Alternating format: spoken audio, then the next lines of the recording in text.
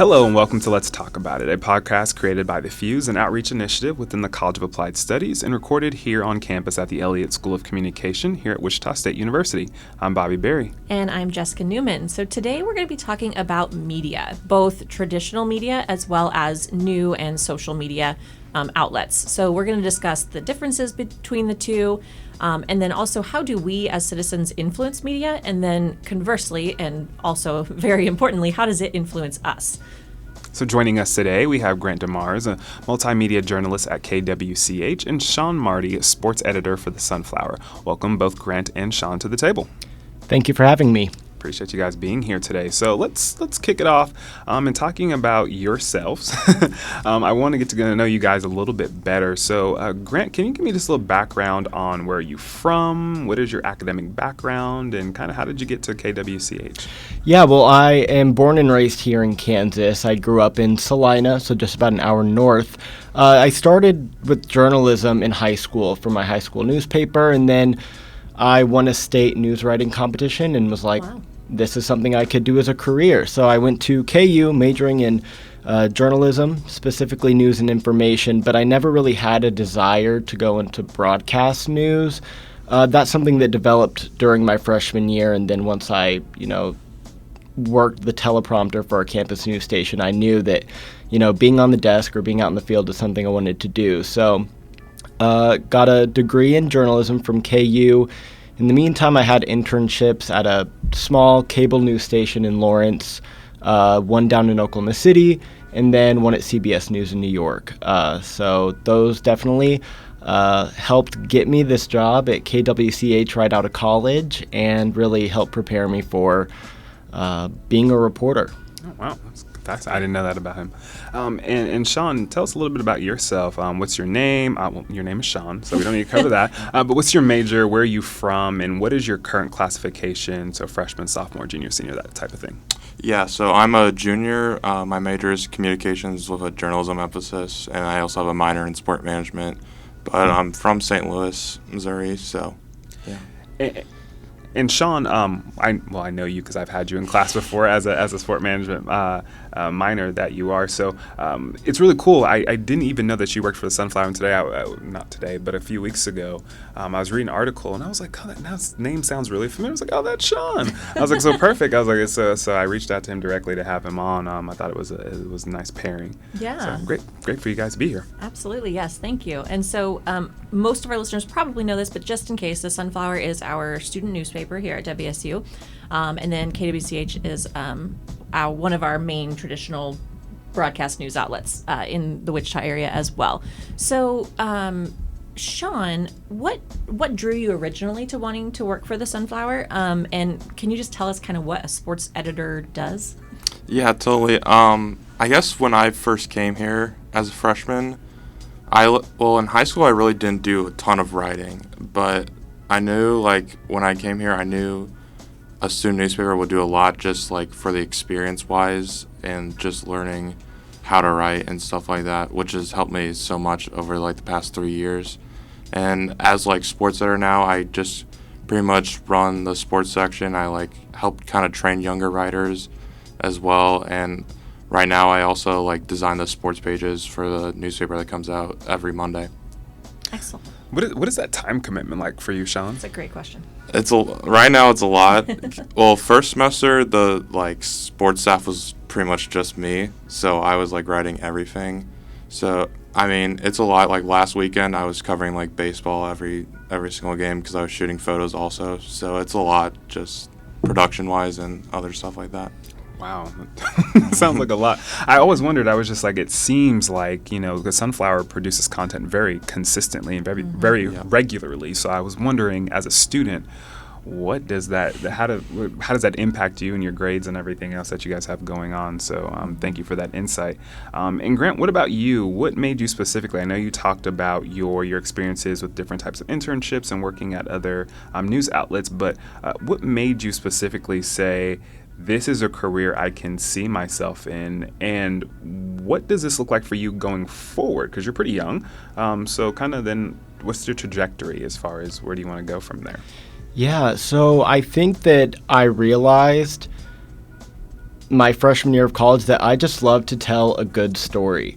And the great thing about television is that we have our words, we also have sound. We have, natural sound from whatever story we're working on, and we have video too. And it combines all of that. And as a multimedia journalist, a lot of people don't know that we shoot, write, and edit all of our own video. The only time we're not the ones behind the camera is when we are live. If it's pre-recorded, I shot it myself. I, set a light kit up, focused it, stepped in front of the camera and moved the light kit, and then I talked. So a lot of people don't realize that, but that's my favorite thing about the job is I get, kind of complete control over this package I'm making as far as what video I want, where I want it, and all that stuff. And so moving forward, I want to keep doing that.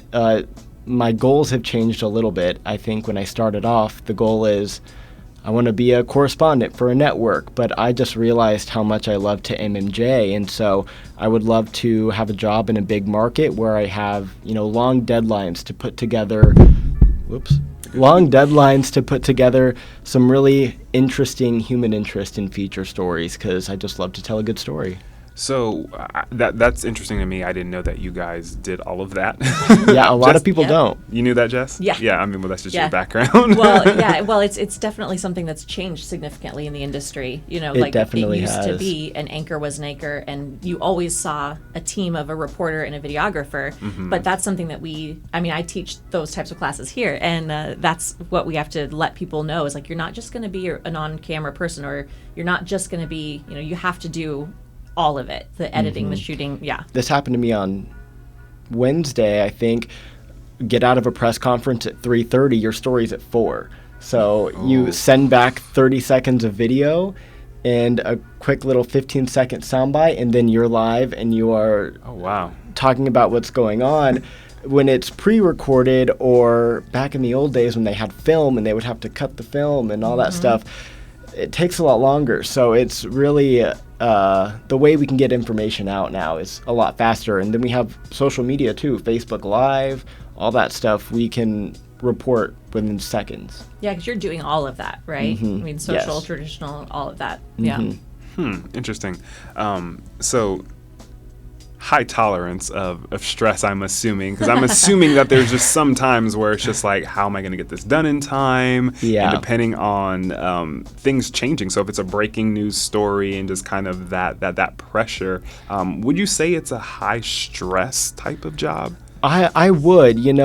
It is a completely deadline-driven job. We have our shows at 4, 5, and 6 during the days, and 9 and 10 at night, and so we are working all day with that deadline in the back of our heads, knowing that, we have to have this done and turned in by a certain time. And then when the breaking news stuff happens, there are times we show up on a scene, we immediately put up a live shot, and they'll pitch to you out in the field, and you may not have any information from, police or whoever is working the scene, but you just have to say, I'm seeing this. We're still waiting on information, just to let people know what we're doing to gather for them. And so with that being said, what does an average day look like for you? So if there is an average. Right. Yeah, so typically it depends on if I'm working, dayside or for our later shows. So if I'm working dayside, we'll have our editorial meeting at 9:30. I'll have a few story ideas in my back pocket that I'll pitch. That meeting takes about 30 minutes, and then I will have my assigned story for the day. And I just immediately start making calls, sending emails to people I think I should interview for that story. It kind of depends on the story. Some stories I might go out and shoot video before I do the interview, but so my whole day is gather sound, gather video, and then probably it depends on what my deadline is. Around 2 o'clock is when I like to start sitting down, writing, editing. A lot of the time it's in my car because I'll be out somewhere doing a story and it's another 30 minutes to go to the station, dump all my video, edit, and then 30 minutes to drive back for my live shots. It's easier to just stay there and do it in my car. So I'll write my story, get script approval on that, and then I immediately, voice it and start editing everything together. And then I usually have a live shot at 5 or 6 if I'm working nights, 9 or 10, and then the day is over. Sometimes we have to do our own web scripts and stuff like that, but we have a web team that's really on top of it, so a lot of the time the story will be ready to go by the time it airs. Fascinating. Yeah, isn't that crazy? Yeah. So Sean, let's move over to you a little bit. So Grant just kind of gave us sort of an interesting look into the world of journalism, and it's definitely a world that if you're not a part of it, like Bobby's sitting over here like wide-eyed. Watching. I love it. I love it. So your time with the Sunflower is obviously different than Grant, but I'm curious to know what types of maybe skills have you learned, or how do you feel like you've grown through being the sports editor and or just a reporter for the Sunflower? Yeah, I'd say like I've grown a ton because I know the main skills I've just like grown is just like my writing, and just because like you have to learn like AP style and stuff like that, which I like didn't know at all when I was coming out of high school. So that's been a huge like development, I would say. And then just like other like just obviously like now this year leadership tasks and stuff like that. And now I've also like learned how to take photos and like design pages, and just also I've been like kind of learning graphics. So there's just been a bunch of different stuff that I've learned since joining the paper, I would say. Well, and that's a great testament to the Sunflower accurately representing like real life in the real world, because you're sitting here telling us the same thing that Grant did about you're learning to do a little bit of everything, more in the print side of layout and design and editing and writing.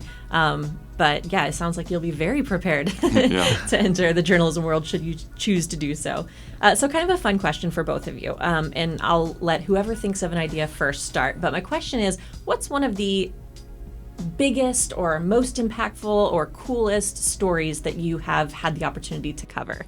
I'm going to say one. This probably isn't the biggest story I've ever covered, but it's one where the impact was very obvious, and that's why I love it so much. Actually, just down the road here on Hillside, there is an abandoned chicken restaurant called Wichita Chicken. I'm not sure if you've driven past and seen it. It is burnt to a crisp, and there a few months ago was just trash everywhere surrounding the building, piling up everywhere. And the pastor of a church across the street from it reached out to us, and he's like, we have been begging the city to come clean this up for weeks, months, no luck. And so I think there's a story there. So I go out there, I interview him, we reach out to the city, and then we find out that day that they have a crew coming out the next day to clean everything up. They put a fence around it just to keep this neighborhood, a little bit cleaner. And so that's one of the stories where you can really see the impacts of local journalism in these communities, because no one wants trash in their community.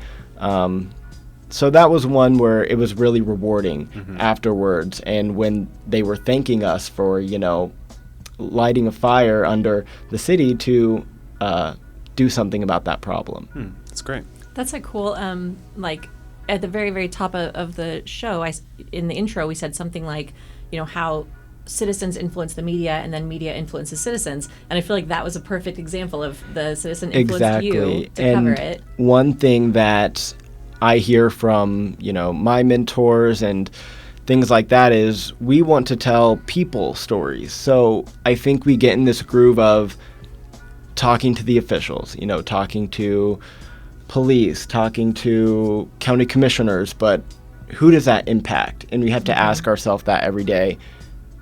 Who does this impact, and how does this impact them? And so, people stories. You are a storyteller, you can tell. Sean, what about you? You got any big moments? I guess like one of the favorite stories I've written more recently, there's a hammer thrower on the track team. Michael Bryan's his name.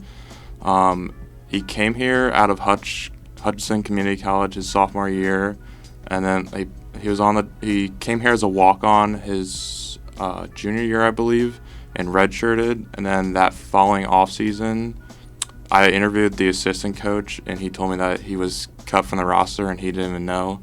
And then but they somehow found another roster spot for him the following year. And this year, he's broken the school record in the hammer throw 3 straight times. Whoa. And so, yeah, that was just a really cool story that just kind of came out of nowhere. Wow. But, yeah. That's awesome. So, talking about the stories that you do, and even Bobby was saying that he didn't even know that you wrote for the Sunflower and then saw your byline and everything. That leads me kind of to this next question of being a journalist. Your work is in the public every day. That's the entire point, right? To be appreciated, engaged with, scrutinized, et cetera, et cetera. And it makes you kind of a public figure of sorts. And so my question is for both of you, but I think let's start over here with you, Grant, is what is that like, first of all? And also, how do you balance, Newsacre Grant and then Grant that goes home? What's the difference there? How do you balance all that? Yeah, so you definitely always just have to have in the back of your mind that a viewer could be watching. Whether you're at the grocery store, you're out at a bar with friends, that just has to be in the back of your mind because we do represent, a company, and it is a very public job. I mean, we are on television every day. Right. So that's one thing. And then also just, social media is another thing. Some, news anchors love to share about their personal lives. Others are a little more private. That's kind of what I fall into. I do have, my professional Facebook and Twitter pages, but I think the most personal I get on those is pictures of my dog. So it's just, finding that right balance and, only sharing what you're comfortable with, thousands of other people knowing. Right. And a similar question for you, Sean. How does it feel to know that so many people, they read your stories all the time, right? And so, similar to the question that we asked Grant, what is that experience like for you being a student, but then being an editor on a campus where people read this major publication? And then how do you juggle? And do you feel like sometimes there's a level of expectation? So when you turn in a paper, I'm assuming it needs to be good, right? And so what is that like for you? Yeah, I guess for the first couple years, I don't know why, but I just felt like there wasn't that many people reading my stuff. But then definitely this year, I've seen that go up a lot. But I feel like there is kind of what Grant talked about, just social media wise, there is an expectation that you represent the paper. And I know for me, I keep mine as professional as possible, and it's pretty much just sports related. But I think it's just trying to represent the paper as best as you can, knowing how important it is to keep a professional reputation even though you are a student. So yeah. And that's really interesting because even for me personally, when I first started teaching here at Wichita State, that was a weird thing for me because going from being a student and then being a faculty member, I was like, oh, I can just do my normal stuff. And then there was one time I went out to a bar and I had one of my students was there and was like, hey, let's take a shot together. And I was like, oh, now this is weird. So from that point on, I was like, I can't go out anymore. I just can't because, my students are so young. I was like, it's inevitable. I'm going to bump into them if I'm in a club or something, right? And so that was kind of a weird turning point for me. So I made sure from there on out, my Facebook stuff is strictly work, my Instagram page is private, but it's really odd because you always feel like you're being watched, right? Anytime you're out, is it weird? Do you say hi to your professor? Do you not? That weird, awkward, I acknowledge that I know this kid. He's a student of mine. It's just weird. So I can only imagine even on your guys' level, that's magnified even more sometimes. So as we kind of round out our conversation, one of the things that I wanted to at least touch on, and Grant, you had kind of already talked about, how your future career goals is to, work for a major network in a major city and kind of some of those things. But I'm going to ask you to even project that even further. So within the media, things change all the time. So when we talk about maybe 10 years from now, because you're both young, so 10, 15, 20 years from now, where do you hopefully want to be in this career of media? That's a tough question. I think it's going to be really interesting to see where broadcast or television news ends up in the next 10 to 15 years. Yeah. I don't know many people my own age that watch local news on television, but I think that we're starting to see, the direction it could go. We have a Roku channel. That's how I watch our newscast because I don't have cable. That or live streaming on our app. And I think social media is going to be big too. I think some news stations already do this. I think we've done it before, but it's not something we regularly do, is streaming our entire newscast on Facebook Live. One of our sister stations down in Oklahoma City, their CBS affiliate, they do that every single day. And I think that is, possibly something we're going to see more in the future. As far as what I want to be doing in 10 to 15 years, I really think that probably I see myself in, a large TV market, hopefully getting to do more of the human interest feature stories than your day-to-day news, hard news and crime, things like that. They're part of the job, but I get the most satisfaction from telling someone's story. And there are so many stories out there to tell that, and I just, love seeing people's reactions to those. I mean, when I see our web story posted on Facebook of a really great feature story and I see all the hearts and the emoji of like the person hugging the heart, like that just makes me so happy. The care one, I think, is what that is. Yeah, I don't know. I don't use those. I just use the like. I think they called that one the care I think I've used the heart one time, but. And what about you, Sean? Where do you ultimately, hopefully in the next 5 to 10 years, see yourself? Yeah, I'm a little, I guess, kind of I would love to be a sports reporter for a newspaper, like covering like a professional team. But I also could see myself like kind of going on the other side of things and doing like PR or media relations for like a sports team. But I definitely, kind of what Grant was talking about with broadcast, I definitely see like print journalism changing a lot because, I mean, less people are picking up newspapers now and stuff. So I feel like it's definitely going to be more of like an online-driven business, which I feel like that helps like being part of the younger generation and helping to broadcast to that kind of side of things. And it's really amazing to me how we've seen so much how social media has ultimately dictated the way in which we consume our information. And we had, Dr. Jarman on earlier, and we were just talking about this whole this mindset of how the way in which we consume news and any type of story has changed so quickly, and how you can just digest it so quickly, right? And so keeping definitely us on our toes, and you guys as people who are part of the industry on your toes and adapting to those things as they change. So we just want to extend a thank you to our guests coming, and I guess we want to see if you guys have any other resources that would like to be shared. So if we want to find out more about you guys or the work that you do, or where we can engage with your work, where would you direct us? Yeah, so my Facebook page is Grant J. DeMars. No, I lied. It is KWCH Grant D. That was what it was before. Now that's what it is now. On Facebook, I mostly just post my stories that I've done. Not usually every day, usually just the ones I really think were special. And then my Twitter is also KWCH Grant D. I actually just got verified last week, which is cool. Got that blue check mark. But that is where I post more like breaking news updates, when I'm on the scene of something. I also share a lot of pictures of my dog on there. But yeah, television news, I feel, is very active on Twitter. That's a really great resource for us. So that's where I'm more active.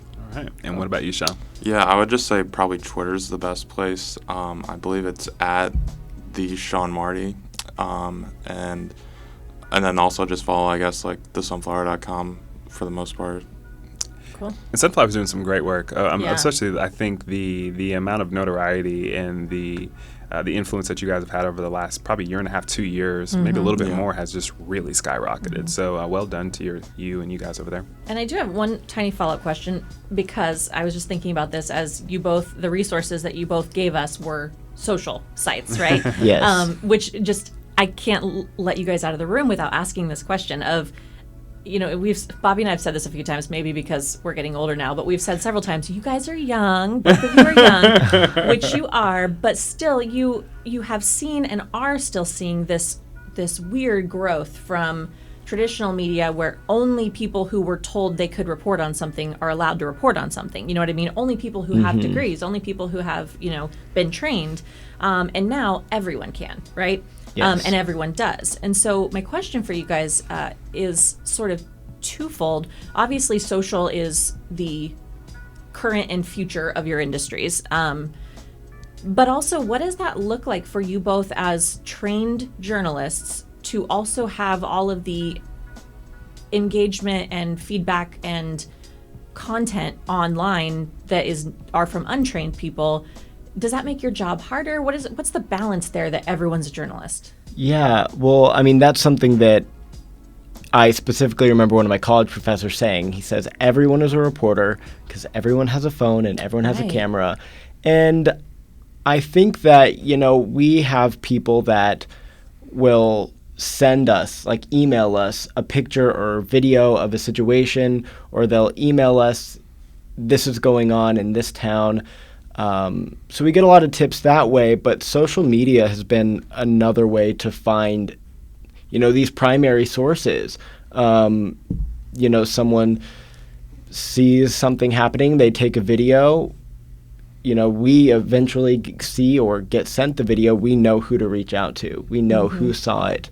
And, once we get their permission, we can use that video on air because we can't be everywhere at the drop of a hat. Right. So I think it's been pretty beneficial, and it's helped us, like I said, find these primary sources, have video or pictures from a situation or a scene, without actually being out there at that time. So yeah, it sounds like you leverage that really well, that community. Definitely. What about you, Sean? I'm curious, when one of your stories gets posted and you read through all the comments, the people put on it, what's that like, having immediate and direct feedback from everyone? Yeah, it's definitely interesting just to have that feedback. I know it kind of goes both ways, go positive Right. and negative, because I know when I was covering the whole Greg Marshall kind of investigation, I was getting I was just posting the facts, and there was still kind of people were getting mad at me, and I was like, I don't know what I'm doing wrong, but yeah, but I just feel people kind of just say what they have on their mind, and it's kind of is what it is. It's either positive or negative kind of thing. You just kind of grow to appreciate it when you can and ignore it when you can't. Yeah. And get some tough skin in the Exactly. process. And going off of that too, I think it's actually helpful, when I get an email, questioning or, even criticizing my story, because sometimes you forget when you do this every day that thousands of people watch and thousands of people are consuming what you're putting out there. So it's kind of a good reminder for that. And also it kind of breaks down the barrier between you and the viewer and allows me to be like, hey, this is where I got this information from, or this is who told me that information. It's a very credible source, things like that. So I think it can help establish and build your credibility to have those one-on-one conversations with your viewers. That's great. Awesome. Yeah. Well, thank you guys for coming. I think you both have shed some light for us on what the industry looks like from the inside, and maybe the journey that it's taken you on so far. So we appreciate you guys being with us today, and we hope you enjoy the rest of your afternoon. Thank you for having me. This was interesting. I'm usually the one asking the questions, Right. so it's fun to be on the other side of it. There you go. We flipped it for you. Yeah, thank you so much for having me. Absolutely. All right. Up next, we have Dr. Jeffrey Jarman. He is the director of the Elliott School of Communication. So we're going to jump right into it. And Jeff, if you could tell the folks how long you've been at Wichita State and exactly what your role consists of. Sure, absolutely. I'm wrapping up my 25th year at Wichita Wow. State. Yeah, it's Wow. great, and it's been great for me for a lot of reasons. I grew up in Wichita. We moved here when I was a kid, so I'm a Wichita Public Schools graduate. Lived here most of my life. 25 years here. I came here originally as the debate coach. It was my passion. It's what I did all the time. I think, felt like 24 hours a day. It was probably only about 20 hours a day. I did that for really as the thing I did with most of my time, probably for 15 of those years. I then was the associate director of the School of Communication for about 8 years and have been the director of the School of Communication for the last 4 years. Nice. I Yeah. didn't know We that. have some great old faculty pictures I'll have to find for you, Jeff, you- back in the day. Did he have the bow ties on then too? I'm trying to remember when you started wearing bow ties. I've been wearing bow ties a long time, although I think there is a video of me in one of the very old promos with a long, what I like to call a long tie.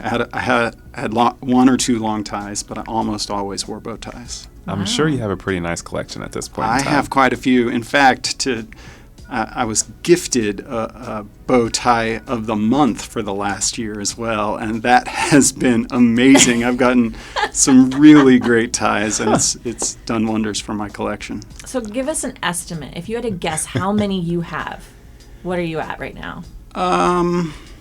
I don't know, probably somewhere between 3 and 4 dozen.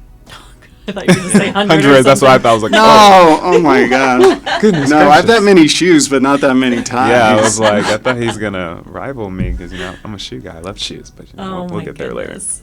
Okay, so you've been here for 25 years, almost a full 25 years. So let's think about just like, say, the last decade, last 10 years or so. What do you think has been the biggest change or some of the most integral changes in how the public generally engages with media content? Yeah, the pace of change is crazy. It's really probably only been 15 years, right, since we've had the iPhone, and so when you think about the last 10 years, it's amazing the way people can produce information now, and just the variety of places people can go to consume information. The reach of popular culture, the influence of news and politics in that popular culture, the pace with which it can be created and then, immediately consumed, the way citizens are empowered to record information, tragic, humorous, newsworthy, ridiculous. I mean, just the volume of things that we have available to us literally at our fingertips now is it's staggering. It's hard to quantify. And one of the things that you had stated was the way in which that we as a culture now even interact and engage with politics, right? So I know you have a little bit of a background, dabbled a little bit of politics based off of the bio that I saw. And so what do you make of how politicians are engaging now differently? It appears to me that they're trying to humanize themselves a little bit more by engaging on different social media trends. So what do you make of that? Yeah, well, you're generous for those. For some of them, we would say they're humanizing Right. themselves. But it is a very effective means for politicians to engage. I think probably a narrow slice of their individual constituencies, but an incredibly powerful way for them to do that because, here I've dabbled in politics. My politics goes back a very long way, including when I was in high school. I worked at the member of Congress's office here in town. And I remember, mostly my job was to stuff envelopes, lick them and seal them. And those were letters to constituents because people would write in and they would say they have a problem with this agency or have this other problem with the government. And there are people in they're liaisons who help you with all of your problems. And so we would help get them essentially linked up. But now, really, politicians have the ability to intentionally create messages for very particular audiences. And sometimes it's designed to humanize them, but, also it's designed to keep them energized, to keep them engaged, and frankly, to keep them, depending on whether you're in the majority or the minority or what your strategy is, but to keep your supporters angry at the other side, because I think these days that's what politics is really all about. We motivate people to keep them engaged by reminding them of how much we hate the other side. Absolutely. And so sometimes politicians will put out messages where they are, let's say they go to a rally and they're there with supporters who are also their constituents. That's partly designed to humanize them because it's them saying, I'm with you, I stand with you, I believe with what's going on, and but also other times they're just retweeting the idiocy that's out there, and they could be sharing things that we know are fundamentally false anyway. But they're doing that because they perceive a benefit for them, right? And that's the trouble with the benefit of the massive amount of information we have right now is that you can get whatever information you want. The downside is you might stumble across a whole bunch of just terrible stuff along the way and not be able to decide which is beneficial from what's terrible, and you might end up believing the terrible stuff. Absolutely. That confirmation bias kind of kicks in. Yeah, absolutely. And that's the other part, politicians know. I mean, most people don't follow. You think about the way social media works. Most people don't follow people who they disagree with. But I genuinely want to know what the other side has to say. They're not just out there, following every member of Congress to figure out what what's going on in Congress today. They're following the few who they actively like. I think. What is it? It's probably reasonable to think everybody's gone through their Facebook list or Twitter or Instagram or I suppose TikTok, all the followers out there today. You know what I mean? But people, at first you want to follow and get followed by everybody you can, but pretty soon you're like, I do not want to read what you've put up there. And so the problem is we have all this information, but we're really only consuming a very narrow slice of it. Right. Yeah.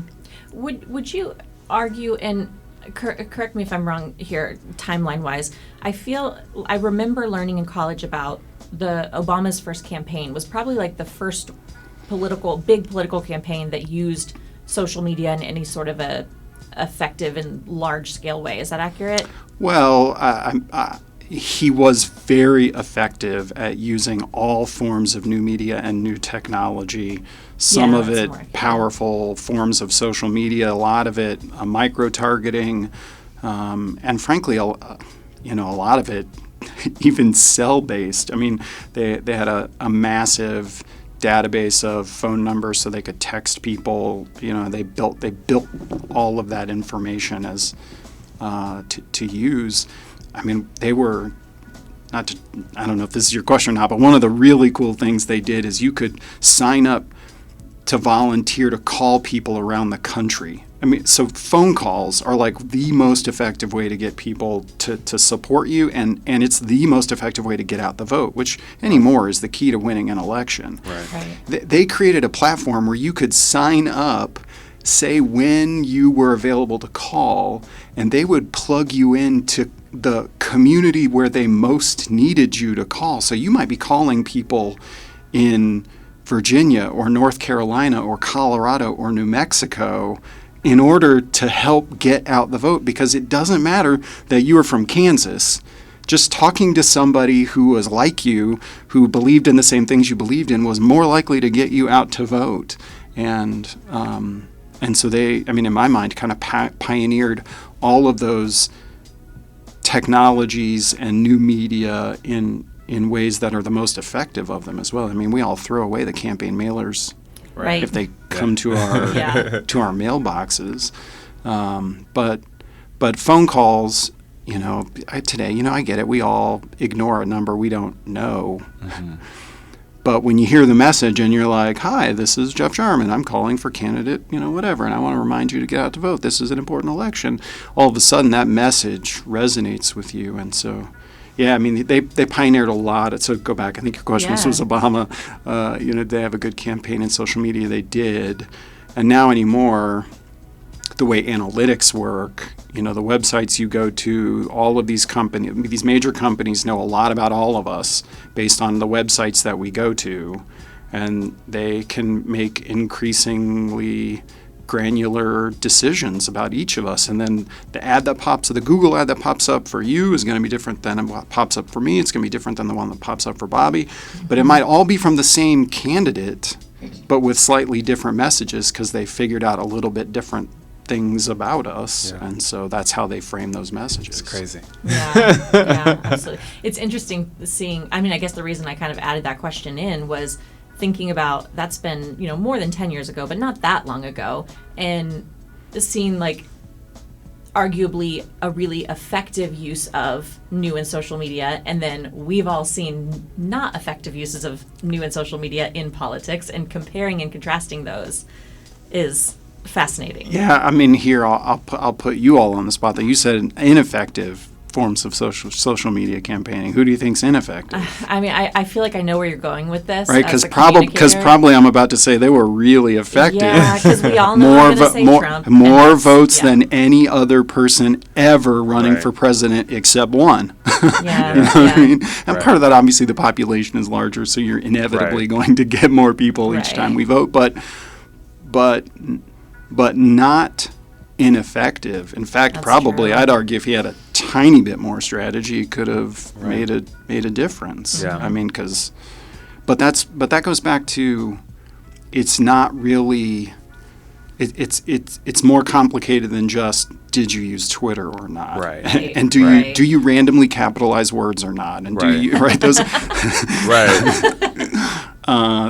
that there is something about making sure your message gets to the people who need to hear it. Absolutely. And there are a lot of actual people and not just Russian bots on Twitter. Right. Yeah. So that leads me into the next question actually really well, because what I again mistakenly called ineffective is really incredibly effective because of what you said earlier, that right now politics seems to be who can hate the other side more, and so that kind of vitriol tends to work really well. So my question for you is the buzzword that, quite honestly, I'm tired of buzzwords, and especially this one, but cancel culture.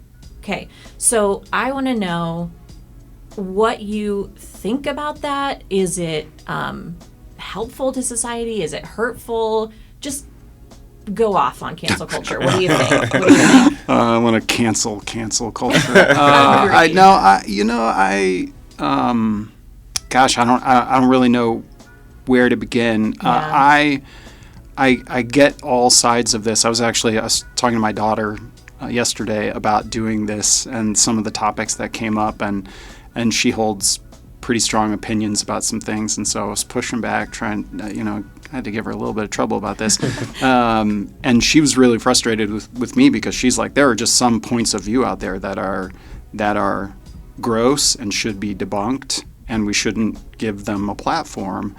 And I was trying to tell her that I kind of live in a different world where righteous and gross talk all get to happen. Right.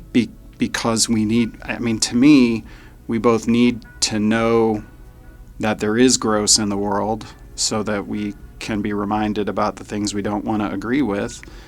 But also, I hope for a society where the best ideas win out in the end. The hard part about that is it takes time, for the best idea to kind of beat out in an argumentative fight the bad ideas. So that leaves us in a tough spot, having to tolerate some things that we probably don't want to tolerate. But at the end of the day, the alternative, and this is the thing I was kind of pushing with her, is that really all these things are really our moral points of view. Mm-hmm. Exactly. And it's not to say that, I have my value system, and I know it's different from other people's value systems, but it's difficult to go around picking and choosing who gets to talk Right. Yeah. and who doesn't get to talk. Right. Instead, I'd rather we all just got to talk, and then if you think something is repugnant, we'll point our finger at it and say so. Yeah, I don't know that I've answered your question about cancel culture as much as the hard part about living in a free society is that we have some terrible people who live here, and they believe some terrible things. But to me, at the end of the day, it's worse to start picking and choosing who's going to get a platform because we might find ourselves on the wrong end of that platform choice one day. Yeah. Now that's totally different, so I back up. That's just Jeff, world, You know what I mean? Should people have a should people get to have free speech? That's different, obviously, than whether every person has a right to speak in every venue, because clearly they do not, and maybe should not. And that's the challenge I think we all face, where we're at, what we want our individual platforms to allow, to facilitate. She was talking about, why does the news give some people who have kind of gross opinions the right to get on TV and say their gross opinion? I was like, because otherwise all news might start picking and choosing what points of view they're going to let any of the rest of us know about. And that seems worse than letting somebody, you know what I mean? The flat earthers, hope I'm not offending too many in the audience we have today. a lot of those. Yeah, I mean, the flat earthers, you know what I mean? I think the evidence is better for the earth is round than the earth is flat. But I probably don't want to just eliminate their voice. That seems worse. Yeah. I think one of the interesting things about this whole notion of cancel culture, what it has enabled us to do, is folks who have been who they are for their lives now have a way of expressing their feelings in a very loud fashion. And I think what it has allowed us to do as society is to have conversations that we were normally having privately. And a lot of these people are having conversations publicly. Great point. And I think that has been one of the benefits of social media. That's one of the benefits. But I think on the flip side, what it has also allowed us to do is to not hear people, right? And to be able to have these intimate conversations of trying to understand people. I think we've gotten to the point where we no longer are genuinely trying to understand people. We're taking a soundbite, we're taking a post, a picture, and what we've started to do is create narratives behind that without actually doing our due diligence. And I think that's one of the most harmful things about social media, is that we have taken away the humanistic aspect of it to a degree. Right, and so that has been one of the most fascinating things that I've noticed in the last few years, pertaining to social media on my end at least. Yeah, no, I agree with you. I think it could be a great avenue to hear and listen to what other people have to say, but the problem is there are too many people out there who have figured out that they don't have to make messages for the point of view, trying to understand their point of view, right? And that's the, better communicators with a better motive would help the Absolutely. content of messages across all platforms. Yeah. But people don't always have that as their desired outcome. We have plenty of people who genuinely want to be heard and understood and listened to, and then we have plenty of people who just want to spout hate, and the platform allows for both, whatever the media is. Interesting enough, and Jeff, your perspective on one of the things that you had mentioned earlier. We were talking about the way in which social media is consumed. Do you see a generational gap specifically in the way in which we consume information? And I'm curious to see if social media has almost made that gap in that divider even greater. In new school, old school, traditional media versus new media. So what kind of is your take on that? Well, the number of people watching regular TV newscasts is down. The number of people buying a newspaper is down. There's just no doubt about any of that. And I think, no doubt this generational, right? The people who are still paying for newspapers to be delivered to their door are considerably older than people who are consuming their media in other ways. I definitely think it's generational. And I think the other part of that generational gap that's really troubling has to do with the amount and quality of what is consumed. Social media, to me, really, the problem, sorry, I'm rambling. Let me back up. Right, the benefit of a website is you can put as much information on a web page as you want. And newspapers have a limited amount of space. Broadcast news has a limited amount of space, right? There's only so many minutes in the show. There's only so many pages in a newspaper. But you could have a story of unlimited length on the web or archived, right? In terms of the ability for complete information. We have tons of that. But instead, what happens with what happens with social media, and I think just the way we learn to kind of flick through our feeds, is that it encourages us to consume smaller and smaller bits of information about a story. The headline now is much more important than the content of the story. The teaser, if you get a couple of sentences, is much more valuable to you than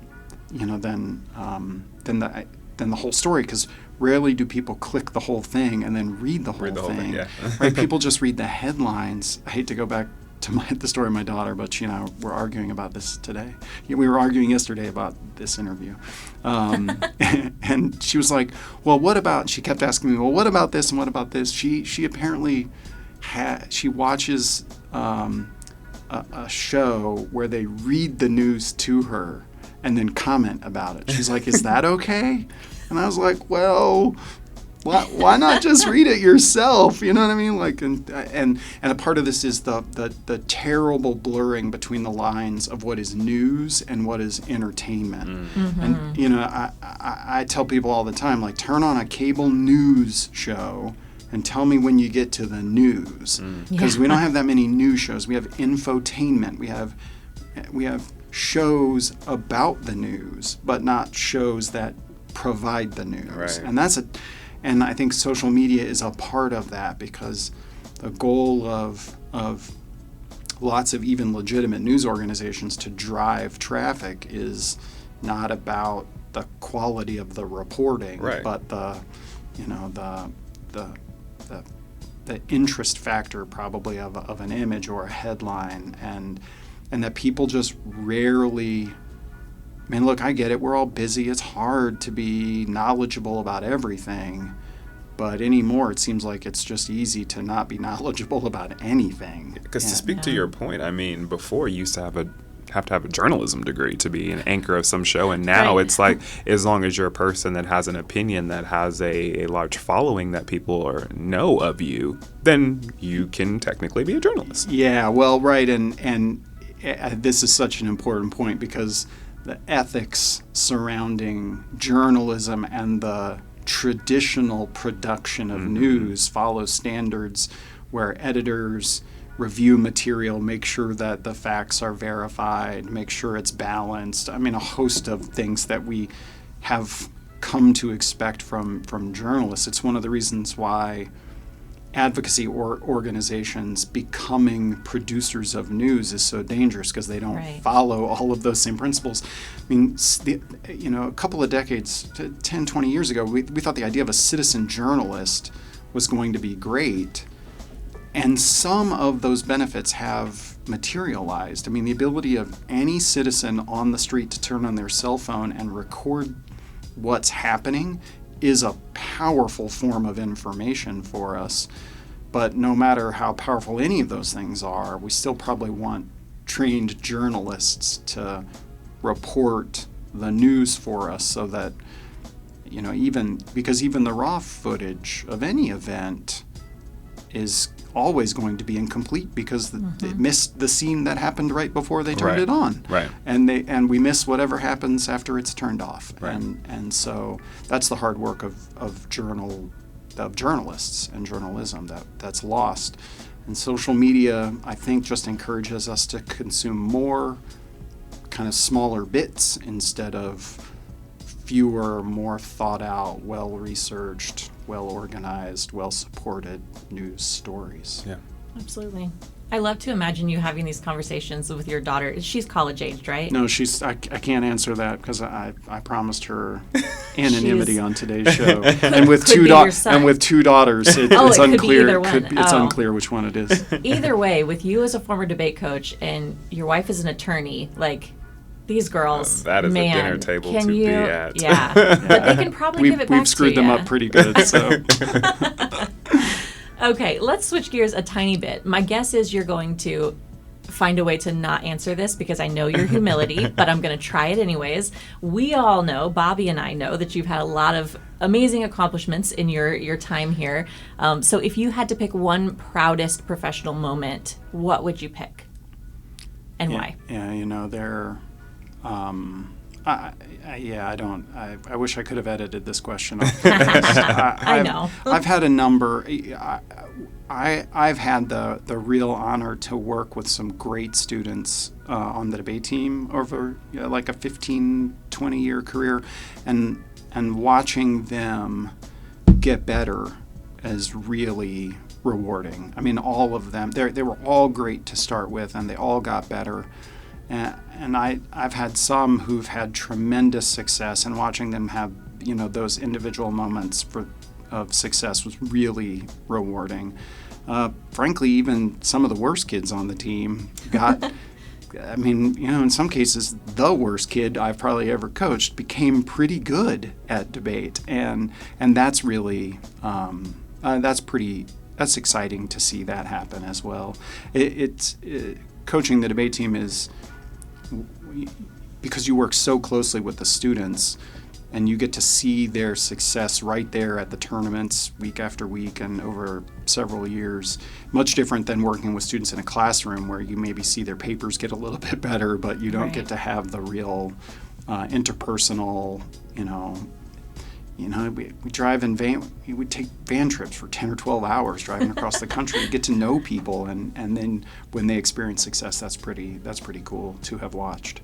And then last year I got to serve as the president of the Faculty Senate and advocate for all the faculty across campus. I felt really honored by that opportunity as well. And lots in between. As a senator in that session, I will say I thought you were an excellent faculty senate president. Likewise, and interesting, because you were just talking about being able to watch the success of your students, specifically those that you worked with as they did debate. I'm curious on what do you think makes a good communicator? Such a vague question. Yeah, it is. It's so subjective, but I'm just interested. Yeah. I'm gonna put my keen political skills to work here. Here we go. It depends on what your purpose is. Communication. I mean, there are moments when we need someone to stand up and be passionate and motivate people. And we need and in that moment, being a great communicator is being the person with the presence and the persona to bring people together. There are other times where the moment is challenging and you have lots of opposition and you have to figure out an argument to really bring people together who are otherwise sometimes really far apart or just far enough apart that you can't make a decision, and figuring out how to make an argument to bring people together. That's the strategy involved in that.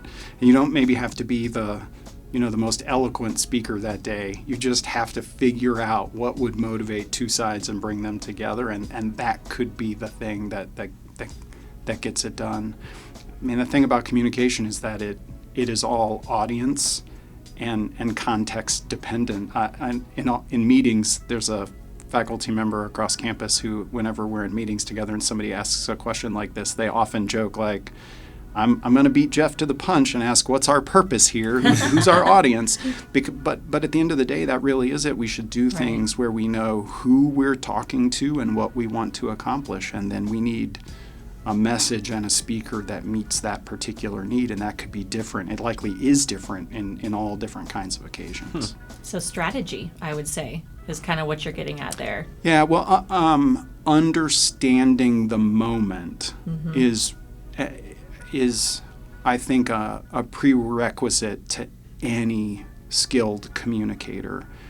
It may require a level of knowledge or a level of presentational skill that a person doesn't have, but those things can actually be fixed. Right? You can become a better speaker. You practice at it. You can become more knowledgeable. You just read more, not on social media.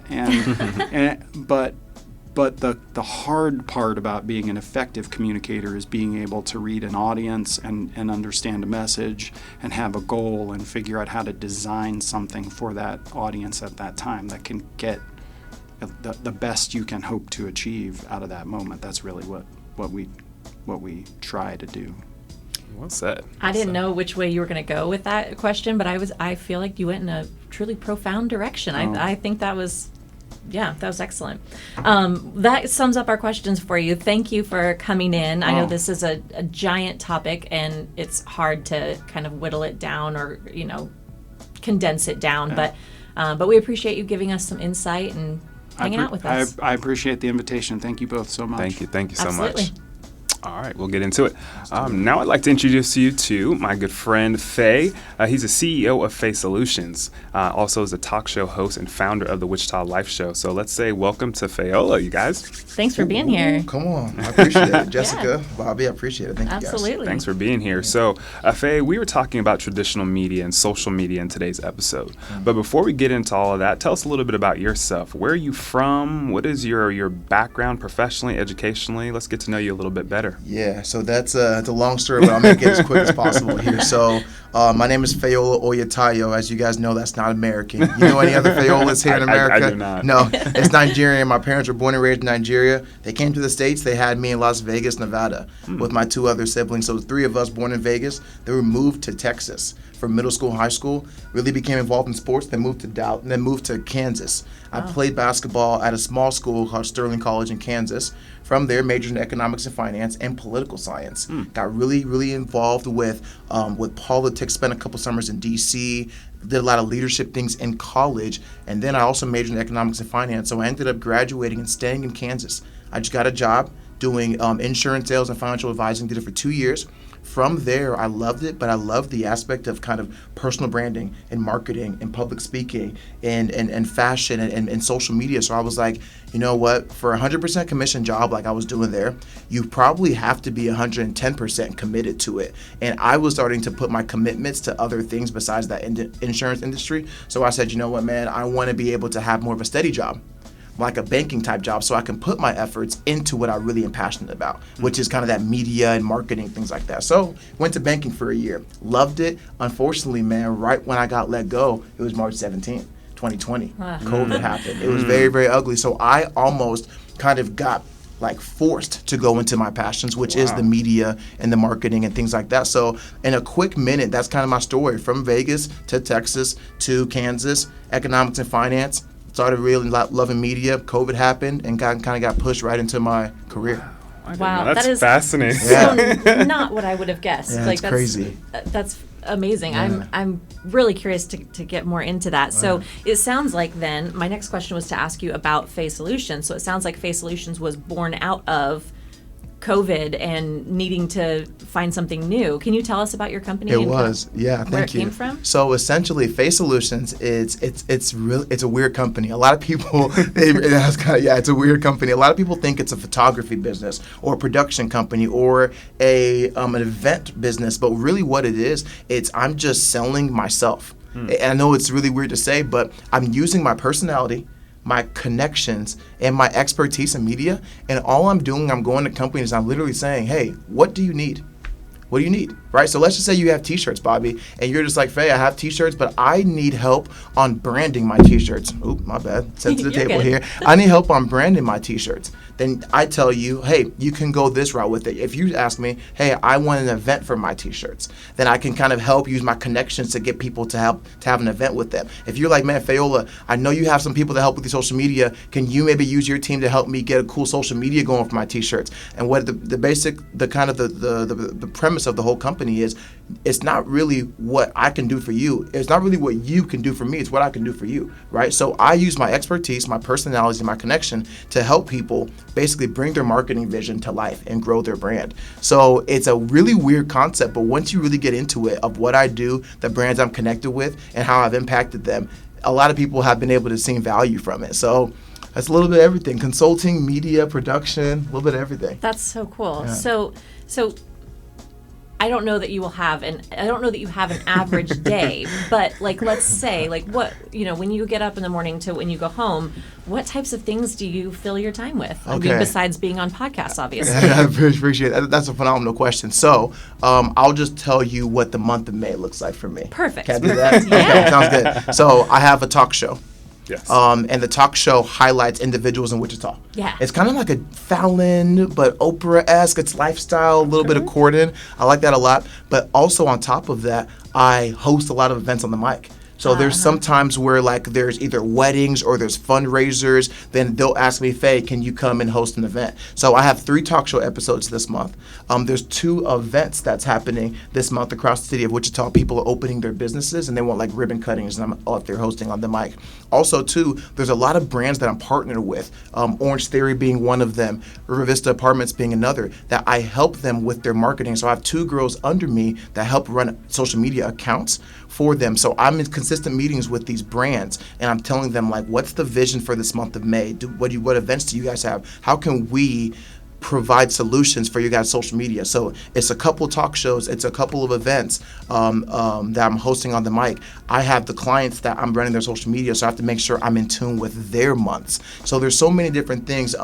In the month of, at the last week of May, I am moving to a different apartment. It's just one apartment above me, and but it's because one of my clients is River Vista Apartments. So we're moving and we're making sure that we kind of set the apartment up to where I can do a lot of content for them and kind of set up an office in that apartment complex. So Wow. The month of May is going to be a hectic one. I'm sure I'm missing some other things as well, but that's basically it. We're partnered with an interior designer that's going to come in and kind of help, kind of almost like an HGTV type setup Fun. for the apartment, but that's going to be a whole production. Like that's going to be a whole like show. So I have to make sure that I'm just like moving at a certain time, make sure she can come, but then make sure that the camera crew can come. It's just the furniture, there's a shortage of furniture. So it's just like, it's just a whole mess right now. So the short answer to the short answer to your question, Jessica, is that I find myself getting really, really stressed and really, really anxious, probably more than the typical 25-year-old should, honestly. And it really is. It's been a battle for me the past 2 or 3 months, because this is what I said. Over the past 2 or 3 months, I've probably seen the most success I've ever had, business-wise. Yeah. But over the last 2 or 3 months, I have had the most probably stress and anxiety and have slept the least I ever have. Yeah. And that's something to where I'm just trying to find a healthy balance right now. Which and is I can be always vulnerable, hard. and I'm not doing the best at it. It's hard. It's really, really hard. And one of the things that I have learned to do, because I feel like, and Jessica probably attest to this from knowing me from afar, and then knowing me personally, my career in the last 5 years has been crazy for me. Like what I'm doing now is never anything that I planned. Literally every year, I can't pinpoint where I'm going to be the following year. And I think the best thing to do, and I think you'll figure it out, is to really hone in on your purpose, your passion. And once you dial into that and figure out how to allocate your time and be able to right, that's the key, and always make time for yourself. I think that's the most important thing, is making sure that you have time to just be Faye, whatever that looks like hanging out on the couch, going to dinner, hanging out with friends, and always having those moments. Just be you. And don't be afraid to delegate work. I think you're getting to that point now. I am now. Don't be afraid to delegate work. People who are competent and able to do things, let them do it, and just be done. I love that. But anyways, that's not what we're here for. No, that's good. That's good. I actually have a follow-up. Can I go off Yeah, script? absolutely. Do you care? Yeah, Okay. I should ask you. Can I go off Yes, script? ma'am. Yes, you can. So, first of all, one thing that I was thinking of with what Bobby was telling you just then, I find it interesting because when you're talking about your life, you're obviously so passionate about it, and like you know, you're doing something that you love.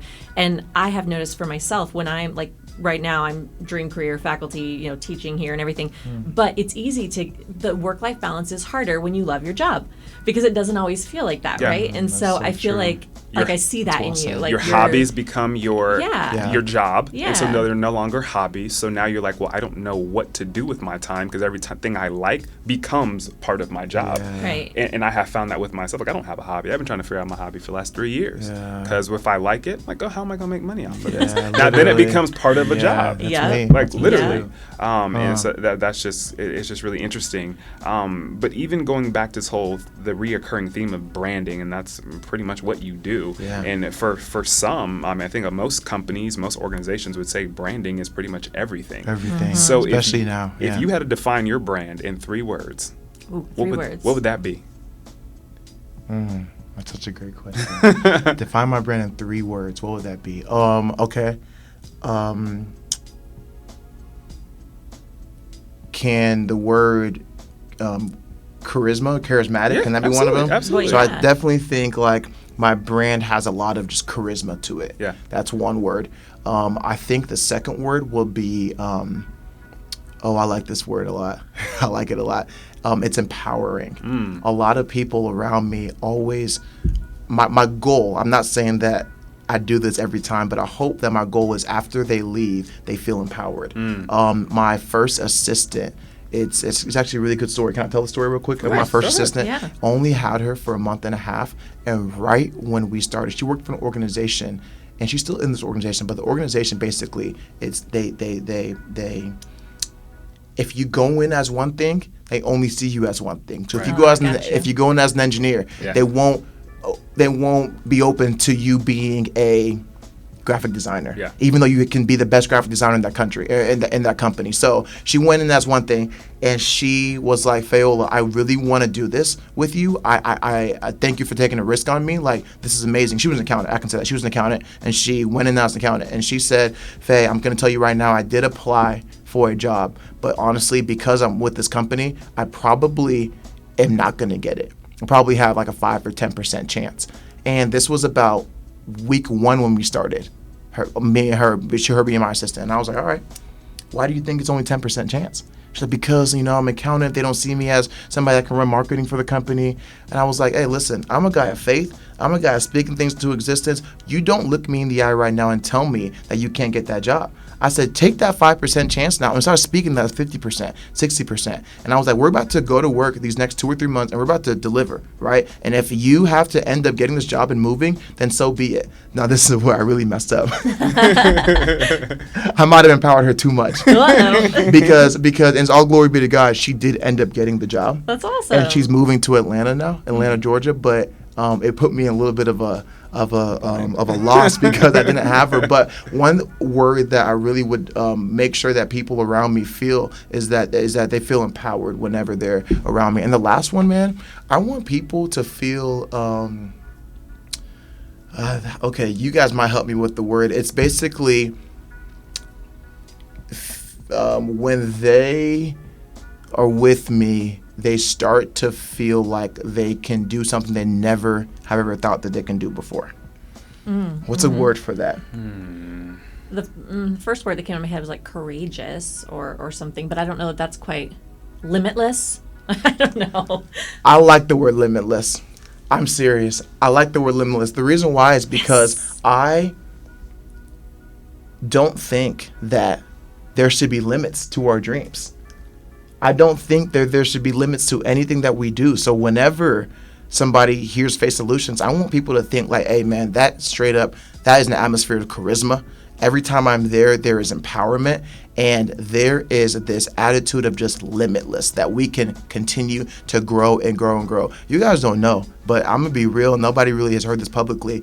I just kind of started Face Solutions about in November. November, December. Yeah. And now I'm up to 8 or 9 clients. Wow. That's And great. and that's not even a boasting, that's not a pride thing, that's a straight up thing of saying like, listen, I had a path of insurance, of not making money, of banking, getting let go during a pandemic, not having much money, not being able to be, the best boyfriend for my girlfriend, not being able to be a good firstborn son, and still almost kind of like ask my mom for money sometimes. And now to the point where less than a year, things turn around like that, and now you're in a position of being a guy that can, in a way, be kind of the face of social media in a community like Wichita. Yeah. And that's something to where you cannot tell me that there are limits to your dreams. Yeah. The amount of times that I have people here in the city of Wichita that said, Fayola, what are you doing? A talk show? Why?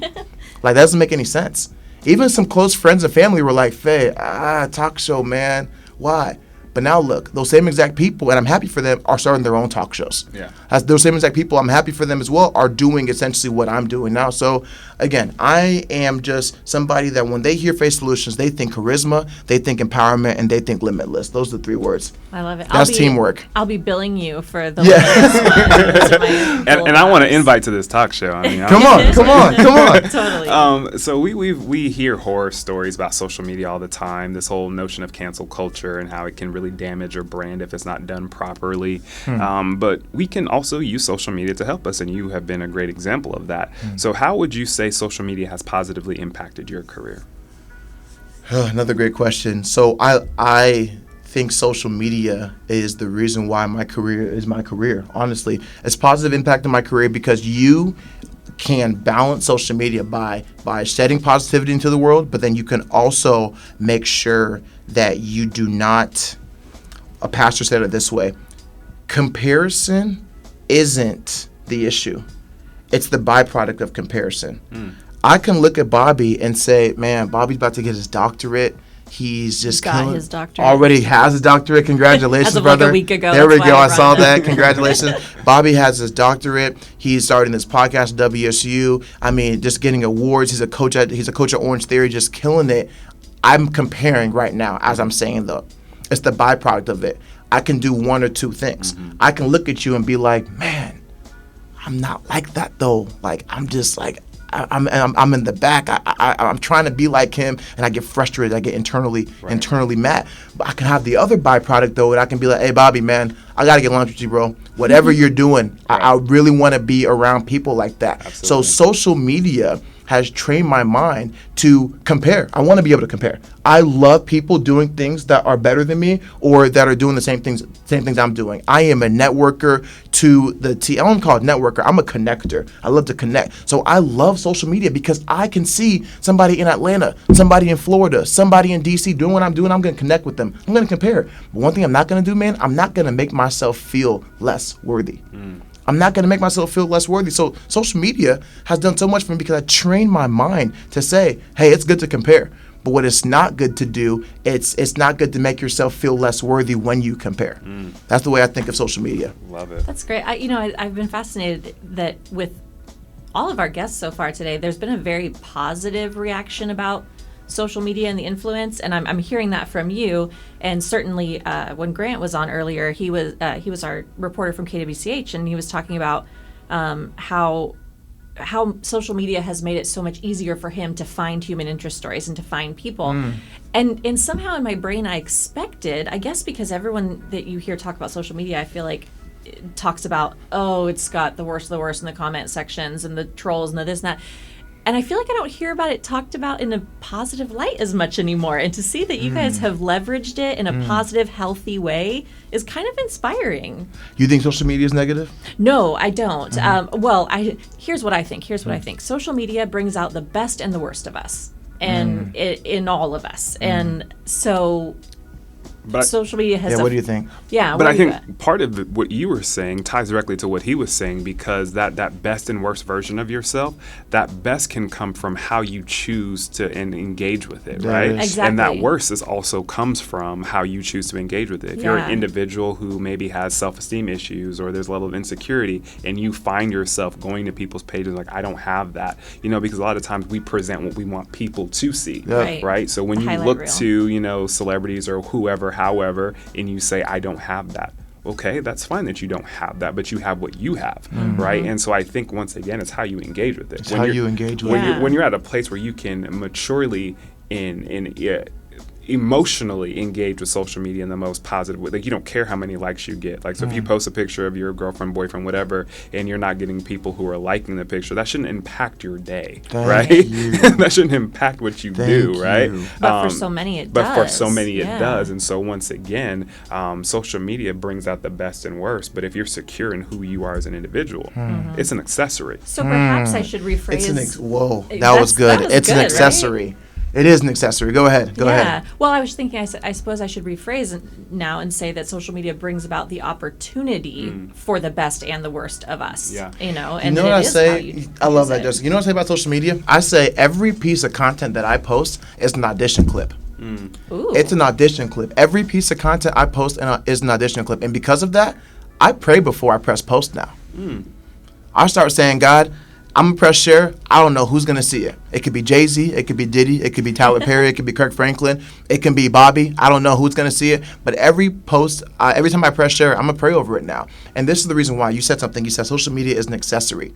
Social media is a reason why my business is where it's at now. Right. It is a must for me to post. I have another saying that I say is that it's activity brings business. There was a situation recently in my family that people were kind of asking, like, Faye, you know, you're posting a lot. You're showing a lot of people behind the scenes. Do you really want to?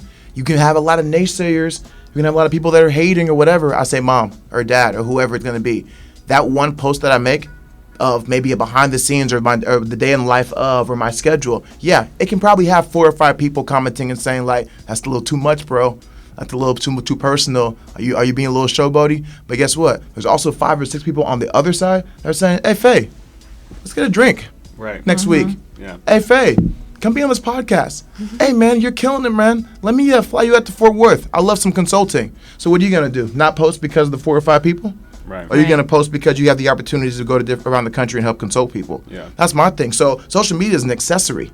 And I say it's a must for me to post. And every time I post, it's an audition clip. You know, so that's the way I look at social media. So that let's go down this rabbit hole a little bit. Let's continue this. So I'm curious. You have said since the beginning of the interview that your personality is your brand. You are the brand, right? Everything about your company is you. Yeah. So as a part of that, you're selling your brand. You're selling your own personality. How do you separate that and I feel like what I'm hearing you say is that it's super important to use social media, but not define your value from it. So how do you do that? When you're selling yourself, how do you then not internalize the feedback that you're getting? Is that what's a weird way to phrase that question? But I'm curious because I feel like I'd be very bad at it, which is why I'm asking. Like I would be very bad at it. So rephrase the question again. When I'm selling myself. Yeah, so like if your brand is you and you put yourself out on social media and all of this, then how do you turn back into, at the end of the day, how do you turn back into, you know, boyfriend Faye, son Faye, whatever? And how do you not take to heart or not find value in the success or not success of your, or unsuccess, dissuccess, whatever, of your business? Yeah, so that's a great question. Wow, phenomenal question. So the one thing I do is when I post stories or post on Instagram, I don't look at the comments or I don't look at so my girlfriend will always she'll always laugh at me because I actually it's kind of weird. I don't love the app of like Instagram or Facebook. Like I don't love it. But I know the importance of posting. So I'll post and I'll get off. Or one thing that I'll do is I'll take my phone and I'm a drummer. I'm a fidgeter, right? They told me on the podcast not to fidget on the table. It was frustrating for me because I'm always a fidgeter. But I'm a fidgeter. So one thing I always do when I'm talking to my girlfriend, when we're at dinner, when we're just grabbing drinks or whatever, I will literally just keep tapping through my phone. Just tap through stories. And she'll be like, what are you doing? You haven't watched 50 of those stories. I was like, it's just a tapping thing for me. So I don't ever really like go on social media much at all. So that's a great question. You go, what do you like? How do you balance it? The social thing for me, Jessica, is just almost like work. It's like a checklist for me. As a tool that you use. It's a tool. I love that. It's a checklist for me, and my girlfriend will know this too. It's like I have to dedicate about an hour a day to only post my stories. Yeah. So yesterday we went on a grand trip. We went to Dallas, we did everything. I didn't post one thing all day because I just took videos, saved them all, and I'll take an hour today and I'll put them all in an Instagram story. I'll post it all and I'll get off of Instagram. Okay. And he's being so honest about that because I had funny thing is I had DM'd him about coming on the podcast and he never responded. And I was like, that's weird. I was like, the dude is always on social media. And so I saw his girlfriend the next she was like, oh no, she was like, call him or text him. So another thing that awesome. Another thing that I can probably say publicly, I don't know what the perception of me will be, but I'm the more vulnerable I've been getting recently, I feel like it's just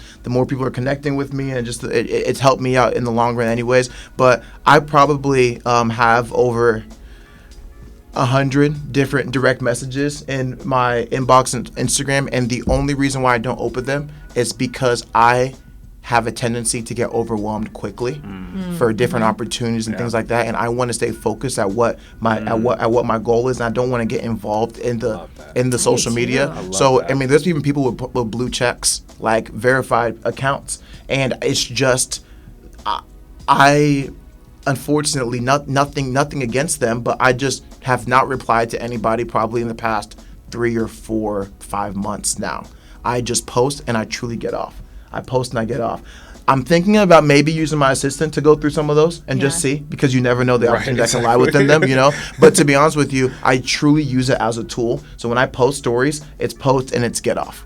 I know, don't forget, I'm human. I'll probably scroll, see, right, whatever. But it's really just like, I don't want to get indulged. And I know the weaknesses. I know the danger of it. But I know the beauty of it as well. So that's my balance.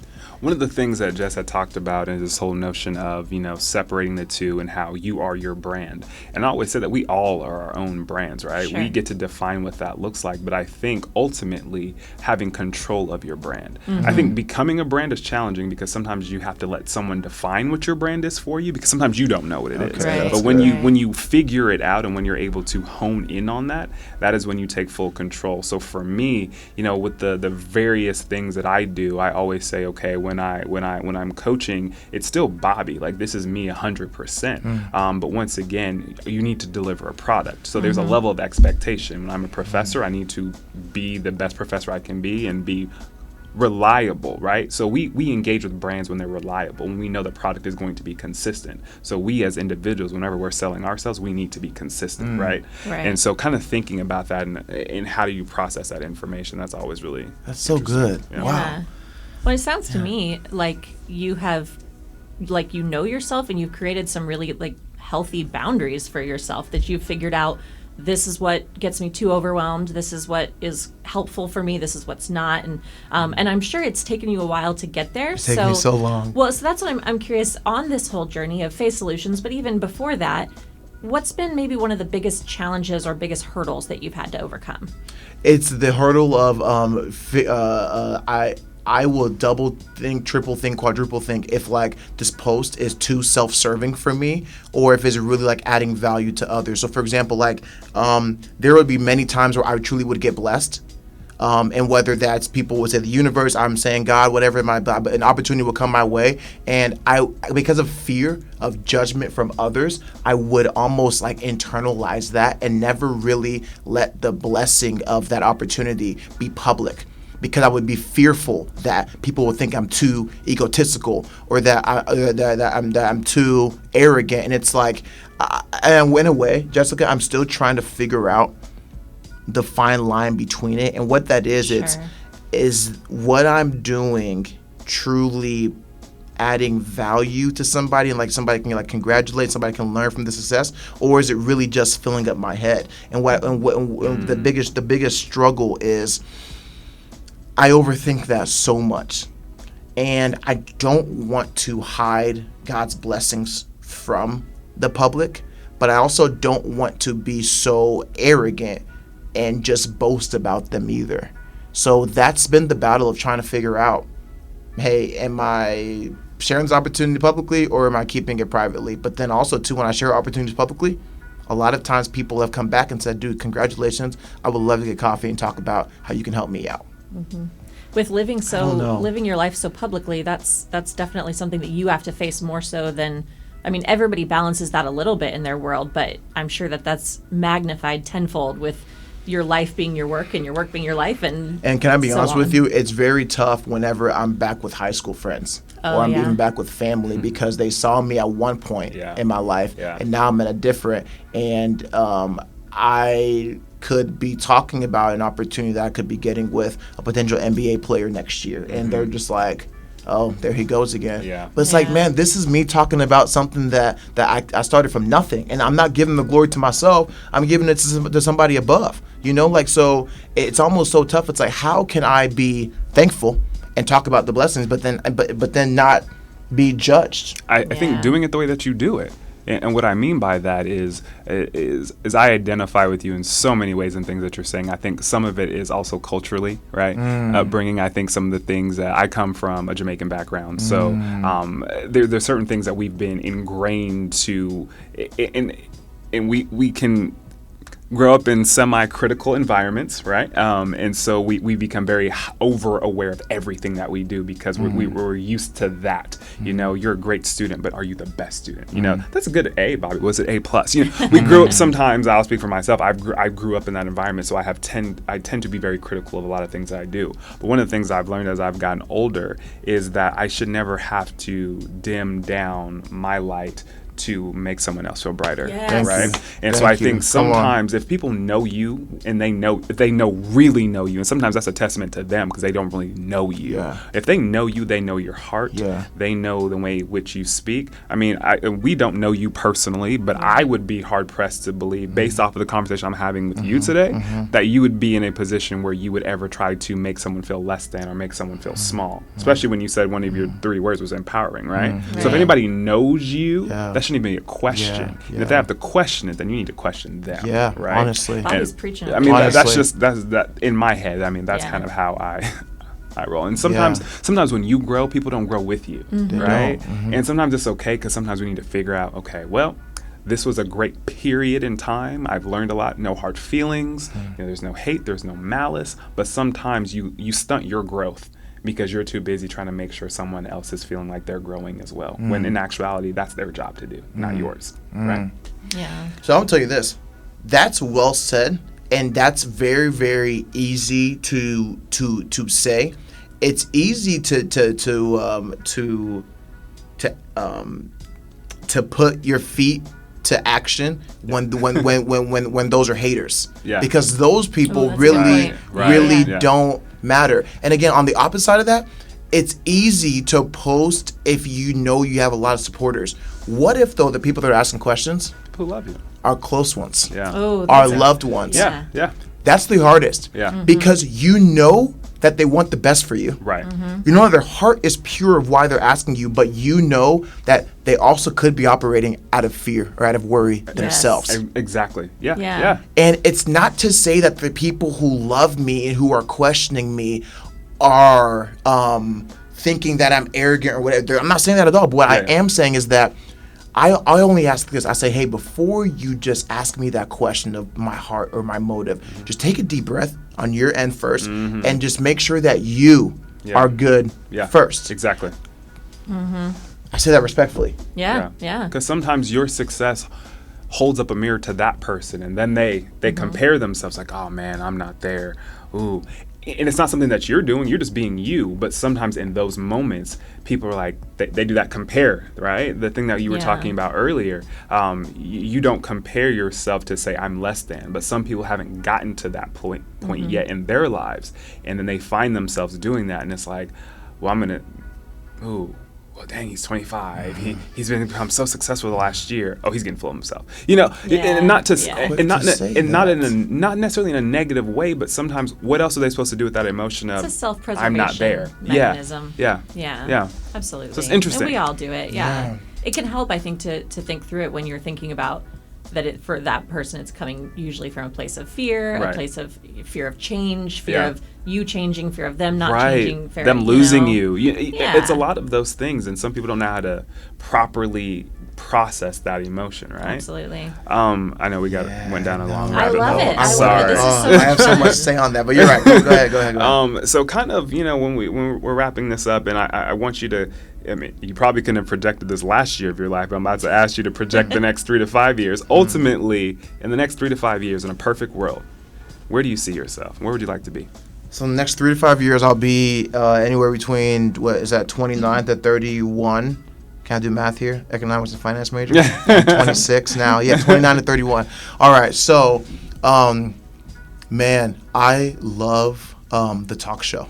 I absolutely love it. I would really be just blessed and just honored if I can continue the talk show at another level. whether it's maybe doing some things in Dallas, doing some things in Kansas City, doing some things in other cities as well. So growing the talk show, getting guests that are that are now your NBA players, right? Your CEOs of tech corporations in San Francisco and places like that. So first, the talk show. Number two, I really would love to speak at bigger conferences, right? Kind of travel and do a lot of public speaking. And then the dream that I've had, that I've kind of kept quiet now, but I guess I can say it publicly, I really want to write a book in the next 3 to 5 years on the first bit of my journey. On the first bit, because this has been a journey that has been unprecedented. And it's not even your typical entrepreneur journey either. Yeah. This was a straight up had an idea of a talk show. Then 2 months later, I told my production team, hey, we can potentially make videos for other companies. And from there, I was like, dude, okay, I'm kind of becoming a consultant now. Let's just kind of make a business. Yeah. There was really no business model. There was no investments. There was no nothing. And it wasn't like I had a product either. It's one thing if you have like an app or you make a T-shirt. Or you have like a tattoo cream. I say tattoo cream because that's one of the companies I'm partnering with here soon. I was like, that was very specific. Yeah, very random. Yeah, but it's a really successful company. They just got $500 million from Mark Cuban, Shark Tank. Wow. Yeah, big company. Yeah, Wow. Mad Rabbit. Tattoo fans anywhere? Yeah. I have a You got a few, couple? yeah. There we go. I have Yeah. 8 of them. Oh, I there have we go. 5. I didn't know you were Okay. more than me. Yeah, I love that. I hide But, them well. So I would love to be able to write that book and talk about my journey and my entrepreneur journey. Honestly, I would love to. Yeah, that's what I would see myself 3 to 5 years. That's amazing. Yeah. Well, I just really want to say thank you so much for coming Yes. and just having such candid, transparent conversation with us. And this is what Jessica and I love to be able to do, is to be able to walk away feeling like we've learned something. And I can definitely say I walk away today feeling like I was thought-provoked and I learned something. So definitely thank you to Faye and all of our other guests, Sean, Grant, Dr. Drummond, for coming through as well. Faye, really quickly, if there's anything that you want to plug as far as where can people find you? Yeah. So Instagram is at Fayola.11. The other business Instagram is at Faye Solutions. And if you have a business or a product or your personal brand that you just kind of want help on growing, like I said, it's anything. If you want some videos, if you want us to help with your social media, if you want one-on-one consulting, if you have some events that you want to do, that's what Faye Solutions does. We use my personality, expertise, and my connections to be able to bring vision and bring your brand to life. So that's what it is. Thank you. Awesome. Come on. Well, I don't know about you. I'm leaving feeling charismatic, Come on. empowered, Come on. and Limitless. Jessica, I love it. Thank you so much. I appreciate it. Thank you. And thank you also to all of our guests that were here, and also to everyone listening. Bobby and I have loved getting to know so many different people and different perspectives through this podcast, and we're just honored to have you all along for the ride. So we hope that this show has expanded your own worldview and allows you to take on some honest and authentic conversations in your own spaces as well. We really appreciate your support, and as always, we'd love to hear from you. So leave a comment, let us know what's on your mind, and thank you for tuning in, and join us next time on Let's Talk About It. Bye. Bye.